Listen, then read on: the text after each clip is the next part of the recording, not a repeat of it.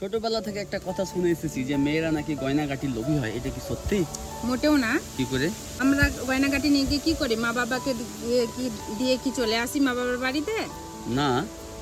আমরা স্বামীর দুঃসময় যদি আসে তো ওটা আমরা স্বইচ্ছায় খুলে দিয়ে দিই যে এটা তুমি কোথাও গিয়ে রেখে এসে তো কিছু টাকা নিয়ে এসে তুমি করে ব্যবসা করতে পারো। তো এটা একদমই সত্য কথা বললো আমার ওয়াইফ, যে মেয়েরা কি হয়, মেয়েরা সংসার করে, মেয়েরা সংসারকে বাঁচানোর কথা ভাবে। আর পুরুষদের কি হয়, অনেক সময় পয়সা আসে যায়, তো মেয়েরা কি করে সেখান থেকে অল্প অল্প বাঁচাবার চেষ্টা করে। কি করে ওরা একটা খুব বলবে কানে দুল নিয়ে দাও, বা একটা রিং নিয়ে দাও, একটা হার নিয়ে দাও। তো তারা সত্যি স্বামী দুঃসময় আসলে বলতে হয় না, খুলে দিয়ে দেয়। তো একটা মেয়ের সাথে একটা ছেলের কোনো সময় কম্পেয়ার করা যায় না। মেয়েরা যে বলিদান দেয় সেটার কাছে আমরা তুচ্ছ। একটা সংসার সুখী হয় রমণীর গুণে। একটা ভালো বউ পাওয়া জীবনের সব চাইতে বড় পাওয়া। কত সুন্দর ইসলামের একটা মেসেজ ইসলাম ধর্মের, যে বউকে ভালোবাসলে সংসারে উন্নতি হবে, সংসারে বরকত হবে, আর নেকিও পাওয়া যাবে।